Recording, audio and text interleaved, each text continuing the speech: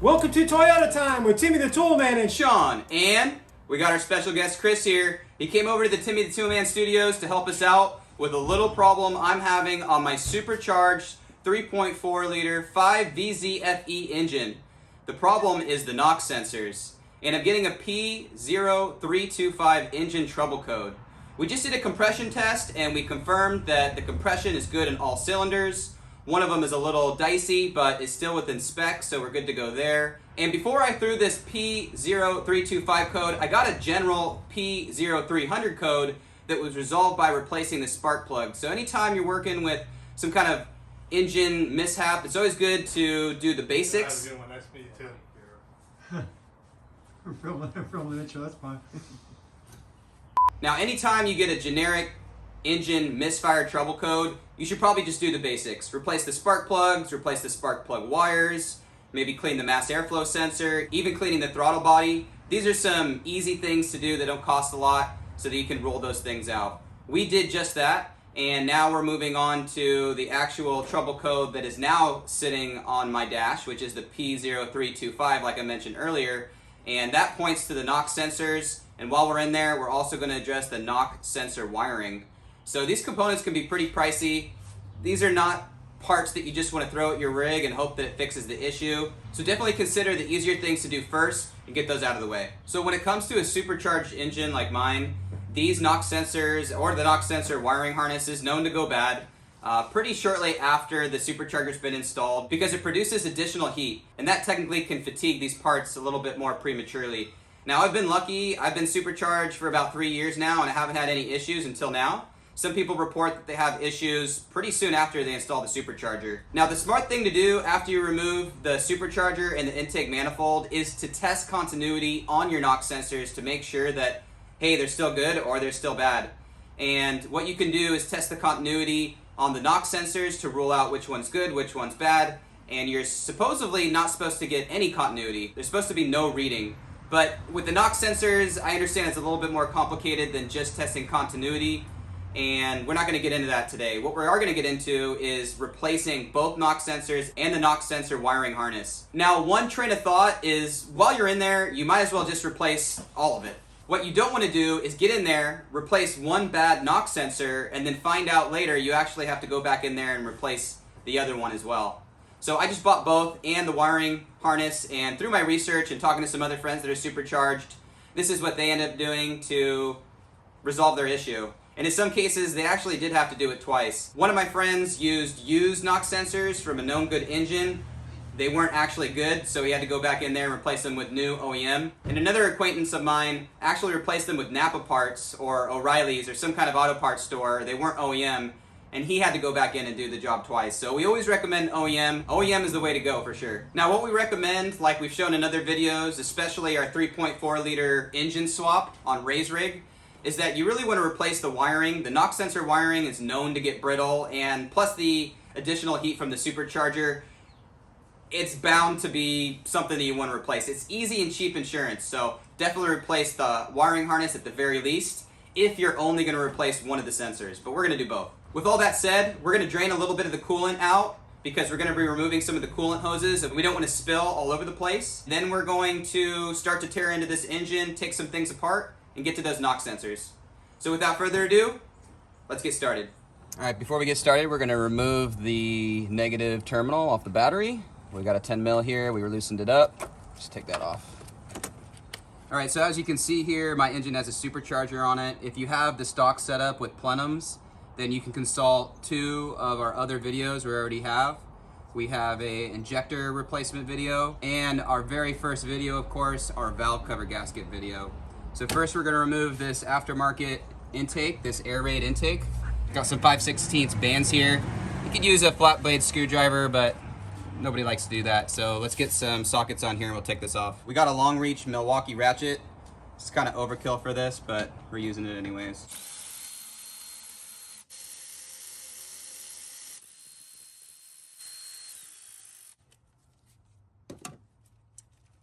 And then we're gonna have to cut some of these zip ties, and we're just gonna pull this right off here. There's a tube on the back here. Just slips right off. We're gonna cut this mamba jamba right here. You got it? Got it. And just kind of manipulate this guy. Get it off of there. We're gonna start to address the throttle body now. And my throttle body on an 0102 is pretty simple. It just has the throttle cable. And we're gonna remove this pin here, this little plug. Now on the earlier models, 96 to 2000, we're gonna have some more cables here. One is for the cruise control and one is for the transmission kickdown. So just be aware that yours might look a little bit different. Next, I'm gonna hit this plug. Just kind of pinch in, pull out. We got another connector back here we're gonna remove. There we go. It's a little push thing right there, a little push tab and connector. We're gonna address these coolant hoses next. To get this one in the side here, we're gonna get this one off first. There's gonna be a little coolant that probably leaks out here, so if you wanna get yourself a rag, might be prudent. If you're familiar with our channel, we have removed these on earlier models quite a bit. And in order to make it easier for those earlier models, the non-0102s, you can disconnect the throttle body bolts and flop this over so you can get better access to these little clamps that hold it on. Got some bent needle nose pliers. All right, pull that one back. Not too much filled out actually, it's pretty good. We got a little silicone plug. It's gonna help just avoid losing any additional coolant out of this hose. It's all plugged up, just like me in the morning. Now we have this other coolant hose right here we're gonna attack. Same thing, bent nose.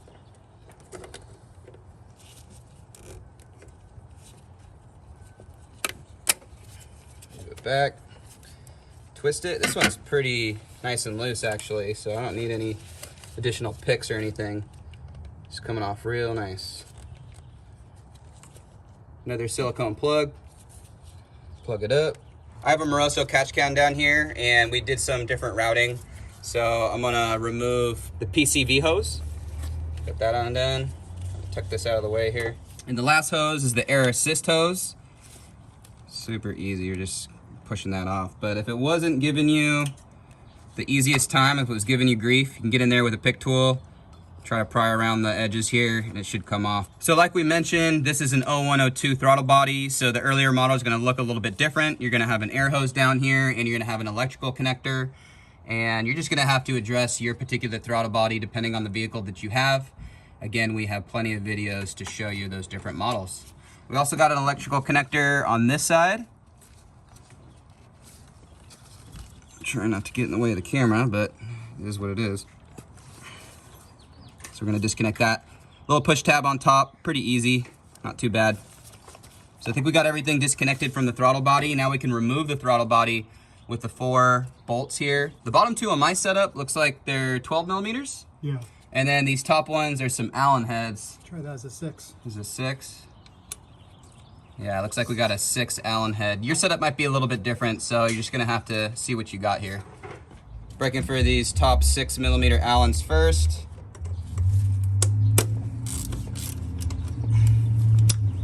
And then we're gonna switch back to the power tools that the big boys use. Going the right way? It sure is.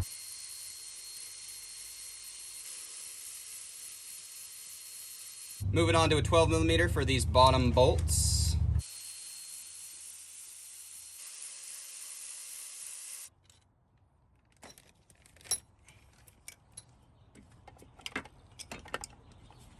Wow, this thing's pretty dirty in there. So we're gonna clean this up too. Let's look at the backside.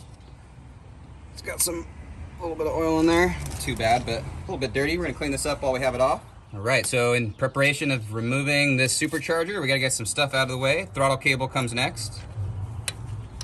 Gotta hold it. We got 2 14s. Hold it on one side. Break it loose on the other.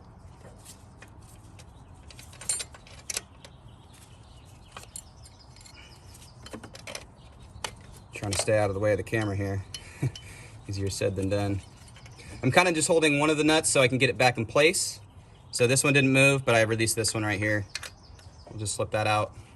Next we got this hose that's coming over to the air box. Little sissy clamp, sissy nene. Super easy, and we just gotta snip this. Got a little zip tie here I'm gonna cut. And we're gonna pull this off the little clamps. And this is gonna go underneath here. We can just move that out of the way. All right, so my Supercharger has a dynamic tensioner. This is the better type of the tensioners. When these first came out, there was a static tensioner that was shipped with these, and they're kind of garbage. They are known to slip a lot. And the nice thing about this dynamic tensioner is it's really easy to get the belt off. You're just gonna take a 3/8 ratchet and put it in the little slot right here. And you're gonna pull back. And now you have easy access to remove the belt. One thing about this Toyota belt is it's no longer made. So we're gonna link to one that is made that you can use in place of this Toyota one that's discontinued. Put that back, and now we got the belt off. So we're in good shape there.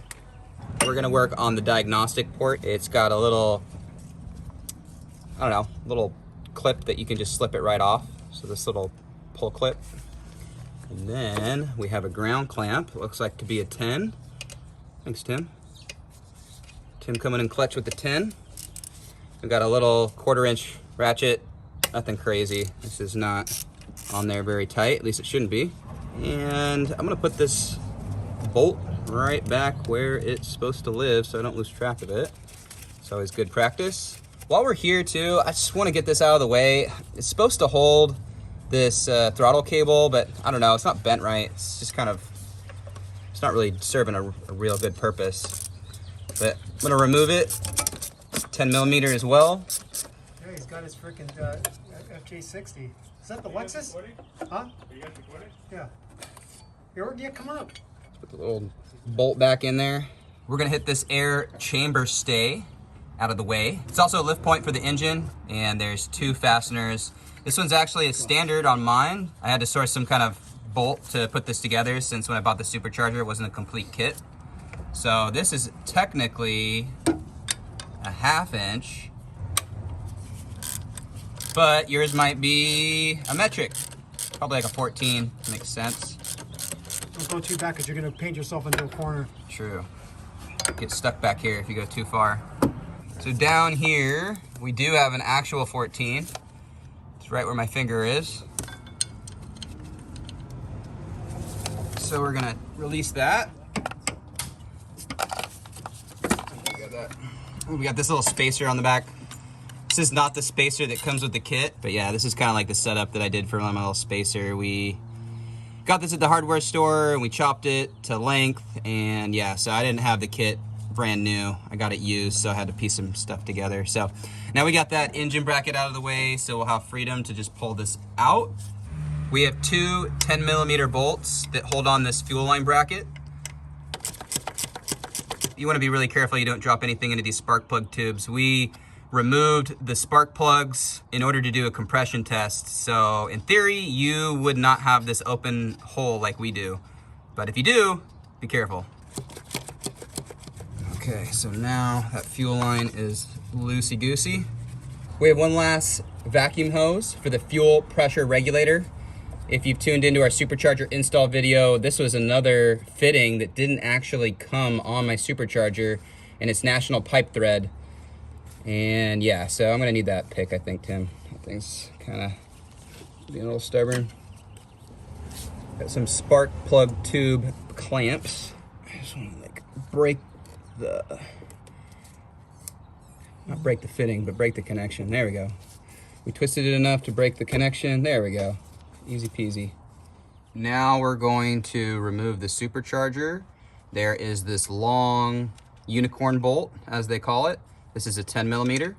And then we have a nut on the front, a nut on the back, and some bolts along the intake here. And those are 12mm.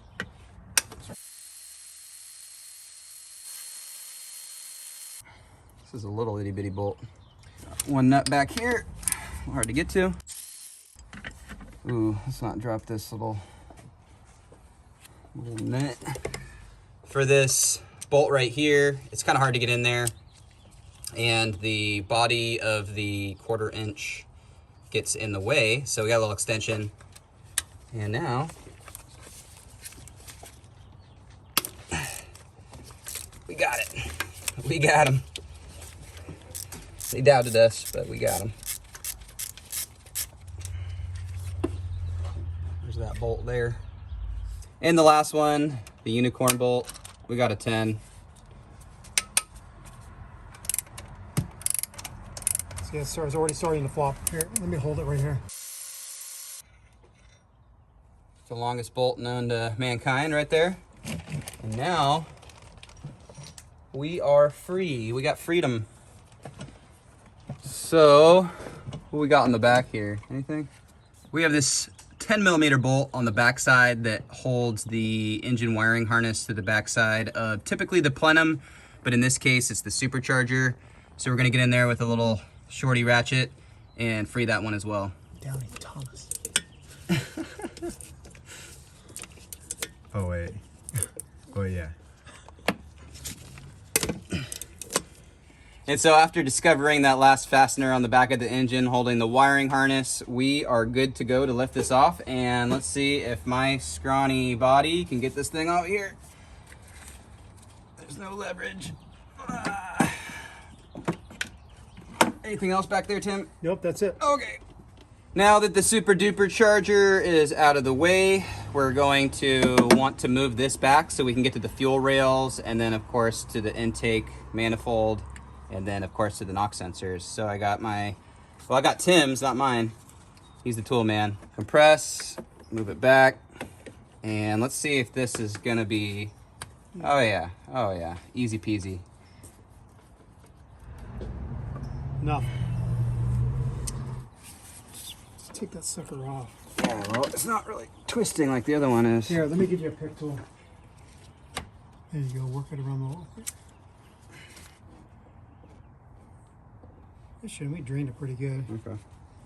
So we're gonna remove this upper timing cover, and we have to pull off some of these connectors for the spark plug wiring and this little clip right here. But the other thing that's gonna get in our way is this dynamic tensioner. It's pretty simple to get it off, just this 17mm bolt. So we're gonna break that free next. Using a big boy, a 1/2 inch with a 17 on there. It's pretty long.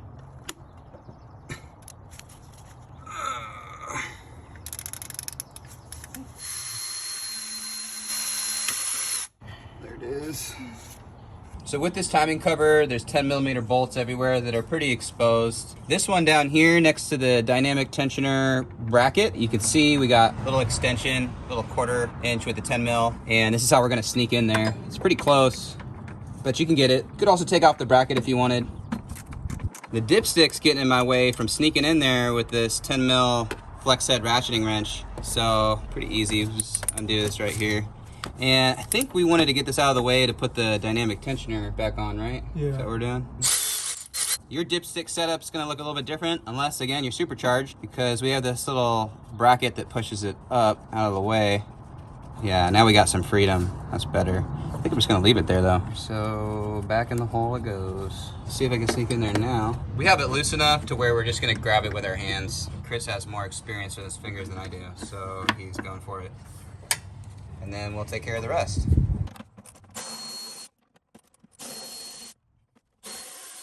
Little pick tool in there. Oh, that's easy. Easy peasy. One over here. And the last one is hiding down here, right? There we go.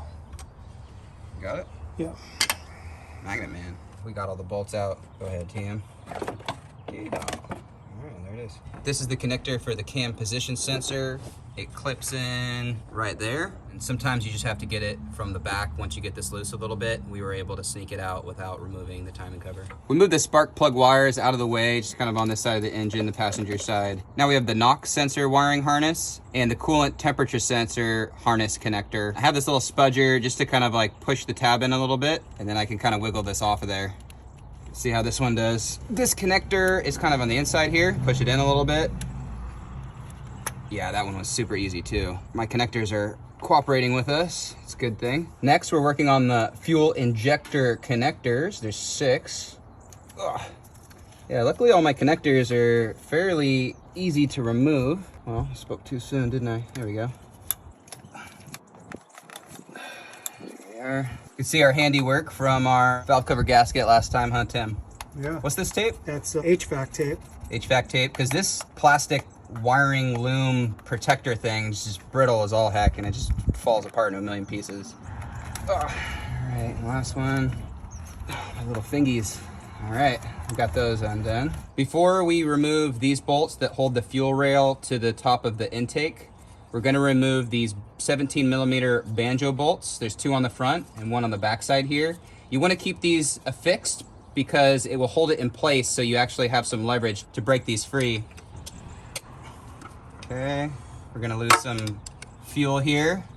A little bit of fuel, that's probably like $400 right there. Gas prices these days.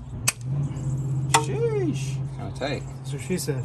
To get to this bolt, not a lot of room to sneak in there, and we can just quickly release it. It's a little tab we're gonna push back towards the firewall, and then we can just pull up. And now we got a little bit of freedom to put our 17 millimeter wrench in there and loosen it up. Things are tight, man. I got new washers for these. I got 4, came up 2 short.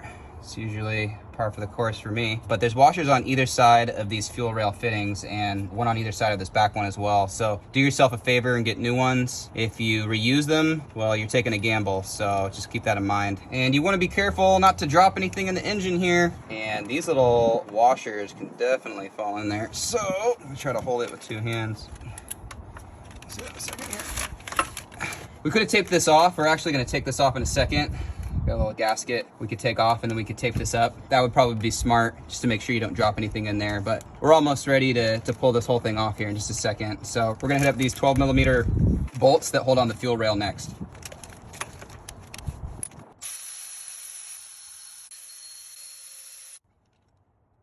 So we're ready to remove these fuel rails, and this fuel line is attached a couple places, and this is where we're actually going to tackle it so we can sneak this out. There is a connection back here, but it's super hard to get to, so we're just gonna disconnect it at this point.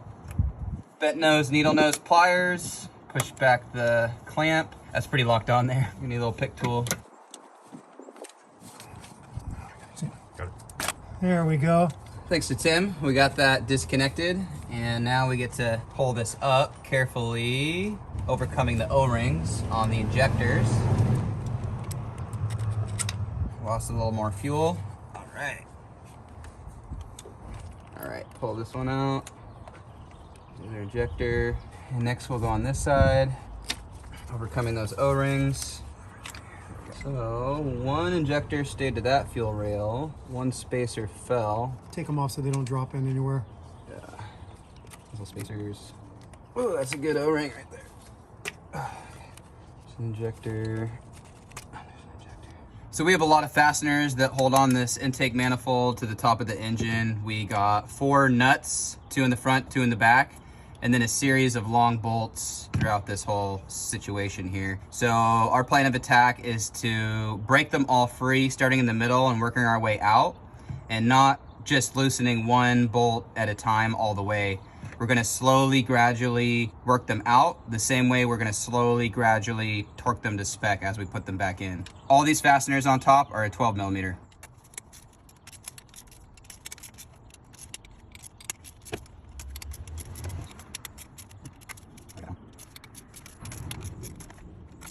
One back here you can't see.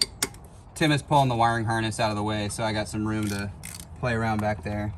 Lift it up off of this thing so you can pull forward and you can pull it back. Pull it back a little bit. There's a nut back here.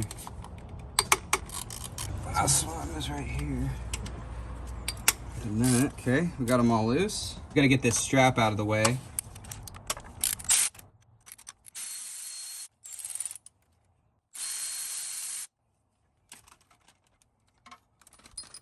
There's 1 10 millimeter bolt that holds on this bracket, that holds on the banjo fitting, and you can see it here. I'm pressing on it.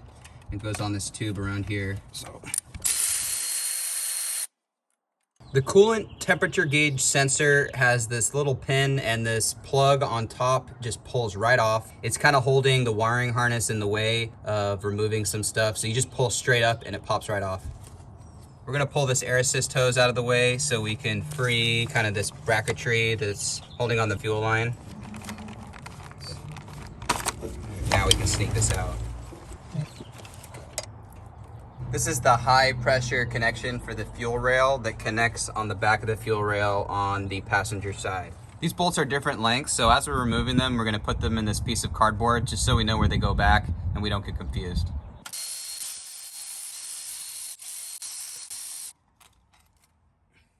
So taking a look at the front of the engine, moving towards the back, it looks like it goes, starting on the driver's side, long bolt, short bolt, long bolt, short bolt. And then on the passenger side, it's short bolt, long bolt, short bolt, long bolt. So they're kind of opposite of each other. Now we're gonna go after the remaining fasteners, which are the nuts, 2 on the front, 2 on the back.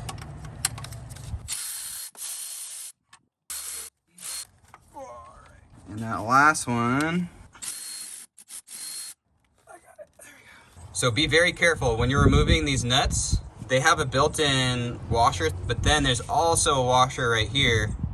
We're gonna use a little magnet to pull them out. And there's 4, 2 nuts on the front, 2 nuts on the back, and that means there's 4 of these washers as well. So be very careful and make sure you get these additional washers before you pull this off. We got another clip here that's holding the wiring harness to the firewall. And again, it's just a really simple clip. It just slips right off of there. And now we got ample room, we got ample movement. So we can take this intake manifold off. I'm gonna lift up by the water neck here. Lots of coolant.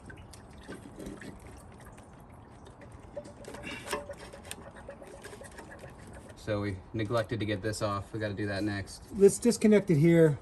We're disconnecting the rear heater hose. We forgot to disconnect it. We're gonna leave it attached to the manifold, and this is where we're choosing to disconnect it. Moving the clamp back and twisting it off. Might need some persuasion if it's been on there. A little pick tool action. We got an extra set of hands. We're holding it, supporting it, making sure that we don't break anything unnecessarily. These old connections are brittle and they can break pretty easily, so you want to support it so you're not breaking it on accident. The heater control valve is also a brittle piece to be mindful of and be careful of. You just don't want to break anything unnecessarily, so support it and then pull the hose back. All right, round 2, we're gonna pull this out of here.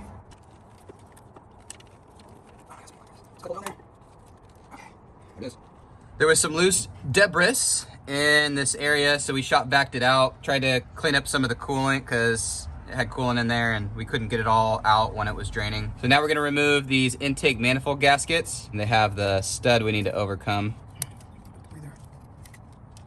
Okay. There's the second one. So we got to clean up the mating surfaces on the intake manifold and on the engine side as well. What we got here is a little dine grinder from Milwaukee and a little scrubby pad, and we'll show you what this does. Makes pretty quick work of that stuff. It's kind of hard to get with a razor blade or by hand, so get something like this to make your life easier. If you don't have a cool tool like we have here at the Timmy the Toolman Studios, then you're just gonna be working a regular pad by hand and using some of that elbow grease you got. We got the surfaces of the heads really clean. Again, we use this die grinder with a soft pad on the end, and then we also clean it up with a Scotch-Brite pad in our hand. And we put some paper towels in these ports so we didn't get a bunch of debris in there. As you can see, there's a little bit of black there, and we just don't want a lot of stuff falling in there when we're cleaning it up. So we got everything pretty cleaned up. We're preparing for the intake manifold to go back on, but the whole reason for this job are these 2 NOx sensors and the NOx sensor wiring here. So that's what we're gonna do next. We got a 27 millimeter.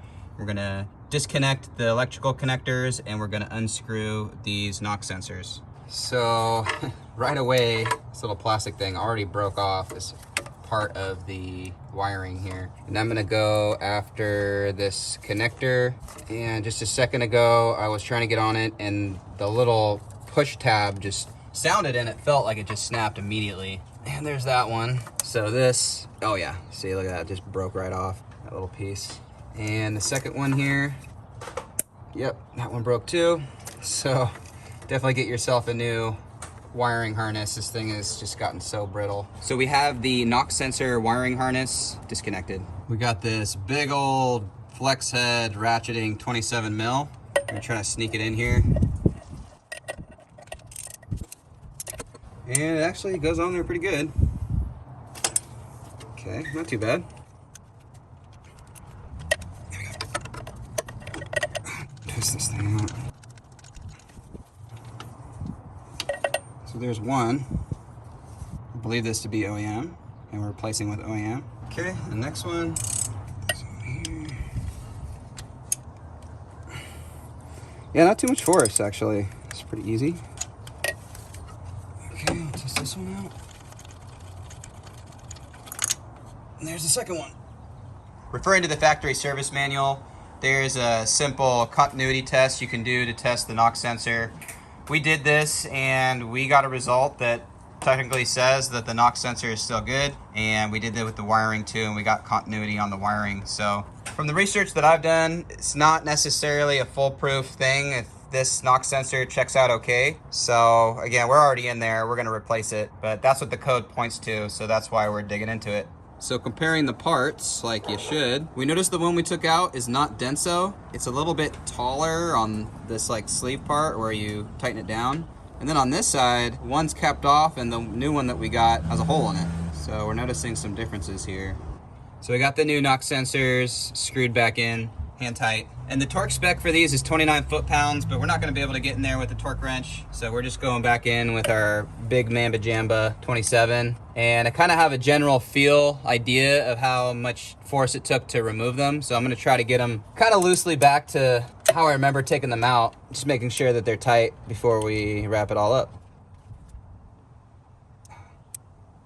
It almost feels like it bottoms out too. So if you go slow, you can kind of feel it. And then this one, it kind of feels like it doesn't want to go anymore. So just using that good and tight spec and calling it good, nice and tight. Now we're gonna get the wiring harness back in, and this little clip fits in here. I took that piece out, clip that in first. And then the routing kind of is self-explanatory. The shorter one goes to the one closest. Hear that click, pull back. And this one, same thing. Hear that click, pull back, and we're good there. And this does have like a specific routing. We'll figure that out in a second, but it kind of goes like this. And this like comes back up around and connects there. So we're good. So now we're gonna work on just taking one last look in this area, cleaning anything else out, taking out our paper towels, and putting on the intake manifold gaskets. So before you put on your intake manifold gasket, see this area where it seals the coolant? You might notice that you have some slight pitting in that area. And one thing you can do is put on some seal packing in conjunction with this gasket, and that way you don't have any coolant links when you put everything back together. So just inspect this area really good, put your finger over it just to make sure it's nice and smooth. If it's not, consider this. You might need to prepare for this before you put the gasket on. If you do notice pitting, make sure you get this gasket seal packing material, the 1282B, because it's specific for coolant applications. All right, now everything's cleaned up. It's time for the gaskets. You just want to line them up correctly. The holes will show you the way. So we got the coolant channels here, and the same thing on this side. And you can flip this around all sorts of different ways. So just make sure you have it the right way, like that. Get it over these studs first. Lift up a little bit. Okay, that's looking good. Now we're ready for the intake. We're gonna sneak this in. Get on the studs in the back. Line that up. Now, this is where we need to make sure this is coming out here correctly, you know what I mean? And that looks fine. That looks good, actually. It comes out here through the side. So we have our little washers that you got to be careful of when you're taking off the nuts. 2 in the front, 2 in the back. We're gonna put them over the stud. It's hard to see, but they're back there. And then our nuts. Just get them on hand tight right now.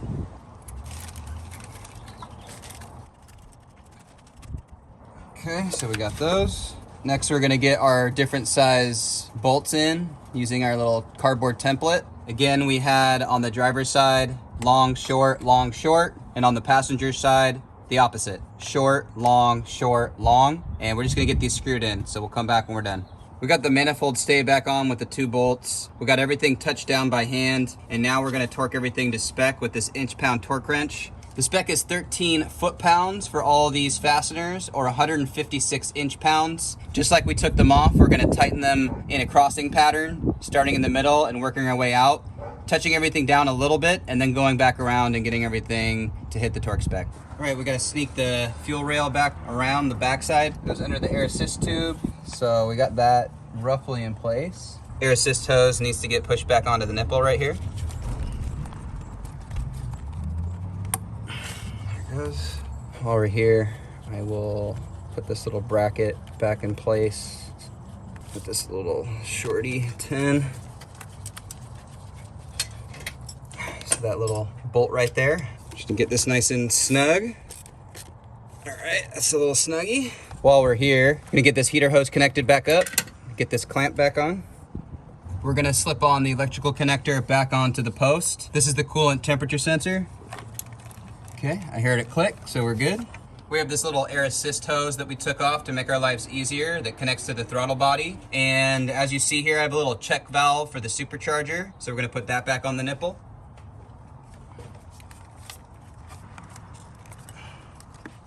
So we're moving on to the fuel rails and we're gonna put our injectors in. We got some awesome injectors from MotorWest Performance. They have some great products and we support them. They give you some super lube, some extra spare O-rings, and of course the injectors themselves. And so we're gonna lube up the O-ring a little bit and insert them in the fuel rail.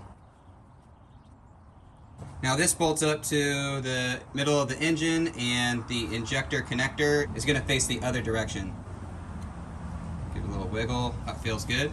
And we're gonna do this with the rest of them. All right, we got them all inserted with a little bit of that lubricant. Makes it really easy. You just want to be careful that you're not tearing the O-ring, and if you do, you got to get new O-rings because then it won't make a good seal. I imagine not everyone out there is going to get new injectors. If you're going to use the existing injectors you already have in your truck, then you'll want to get new O-rings, and you also want to get these little seat bottoms down here as well. Think about replacing those components if you're going to reuse your injectors. We lubed up the O-rings before they went into the fuel rail, and we also lubed up the O-rings before we put them into the intake manifold. So we're going to put this in, sneak that around somehow. Here, I'll hold the fuel rail if you want to sneak it through there. Yeah, I think it goes on the back side, but we're gonna put it there for right now. It does go around that back side. It does, there we go. We can't forget to put the fuel rail seats in before we actually snap these into place. Just fit in either side. We want to carefully push these down and you'll feel it seat into place. We got our bolts we'll put back in here. Just got it hand tight for right now. Get these connectors connected.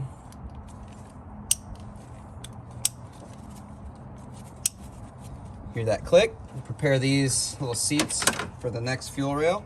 We'll put them into place. Wiggle. That one didn't really want to go in. There we go. That last one was stubborn a little bit. Get these connectors on.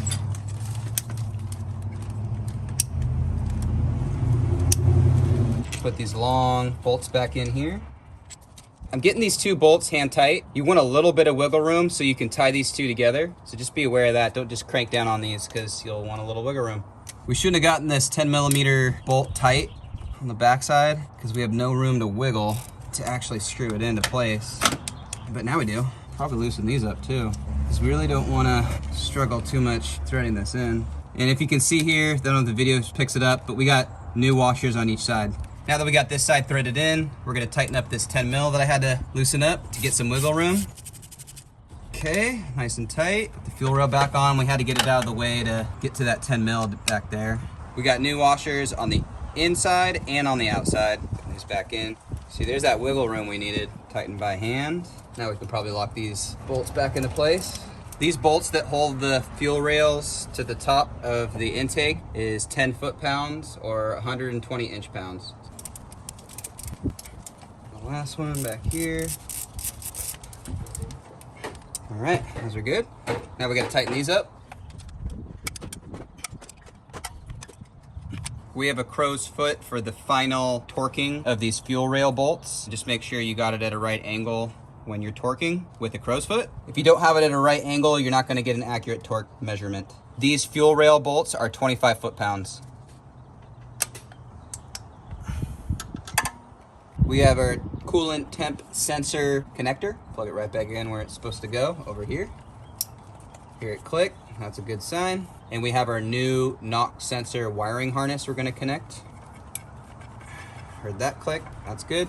We're getting the timing cover back on. We have 6 of these sleeve 10mm bolts that we're gonna screw back in. These 6 upper timing cover bolts are torqued to 80 inch-pounds. I'm just gonna get them tight to feel. We're connecting the fuel line back up to the hose.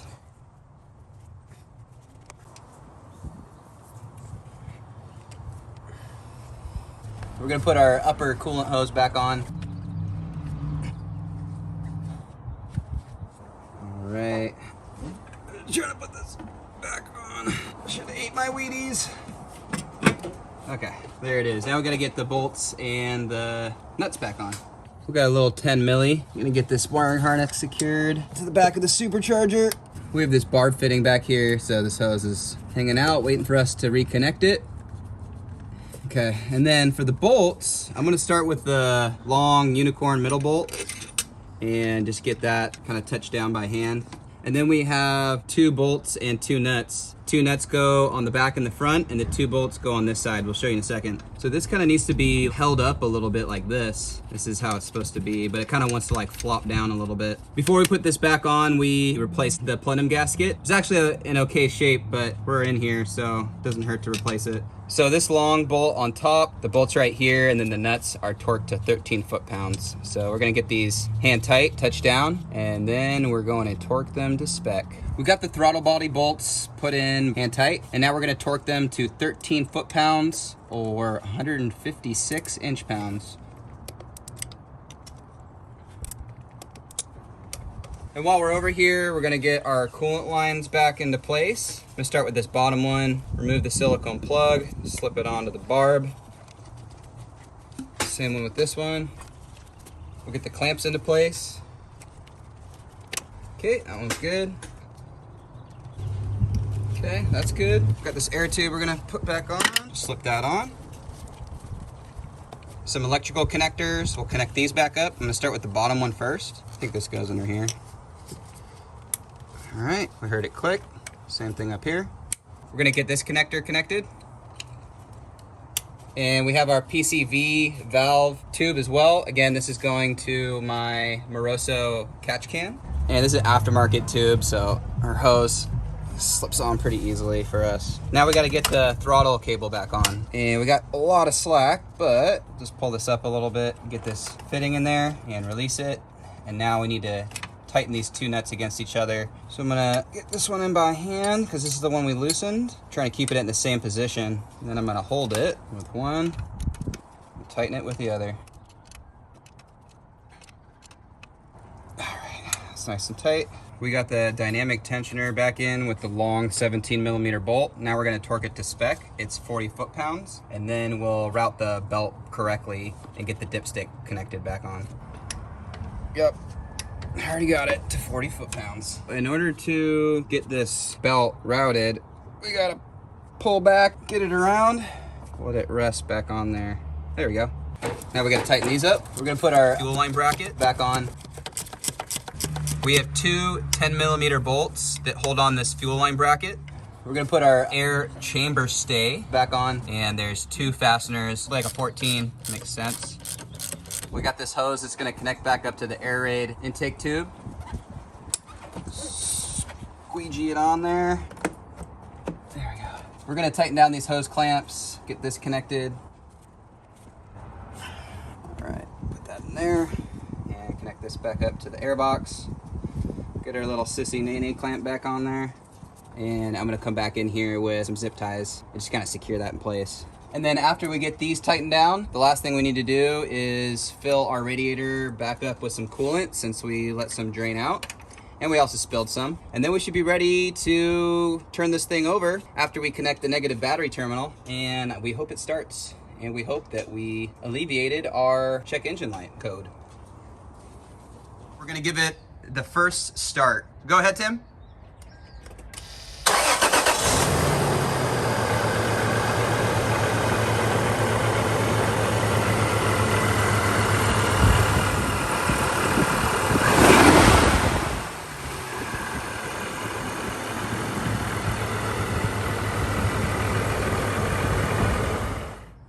we got everything buttoned up, and I'm happy to inform you that everything is working good. We don't have any more check engine lights. I've actually driven it for a little over 100 miles now, and through a couple different starts and stops, a couple different trips, and everything's working good. When doing this job, one area that you want to pay special attention to is the intake manifold and the heads, because over time some pitting can occur there, and if there is pitting and you put the gasket back on, down the line you could have a leak, either immediately or shortly thereafter the job. So one thing we recommend, if you do notice pitting on either of those areas, first make sure you clean it up really good, because that's going to allow you to identify if there is significant pitting by feeling the surface and just kind of getting a gauge. If you do notice pitting, then what you want to do is put some 1282B and put that on the surface of the head, a fine layer, just to cover up any of those holes, because you don't want a pathway for coolant to sneak through and cause a leak. So again, take extra care when you're cleaning up the gasket surface where it seals, and understand if there's any pitting whatsoever. Also, when you're taking the intake manifold off the top of your engine, be careful of the little washers that are trapped by the nuts on each corner, because those can stay stuck to the intake manifold, and when you're fishing it around, they can fall off and just jump right into your engine, and you don't want that. So with all that said, thanks for watching, thanks for subscribing. If you have any questions or comments, do that below. Take care, bye-bye, sick mods, and if you got some knock sensor issues, we hope this video will help you replace those successfully. We'll see you in the next one. Sick mods.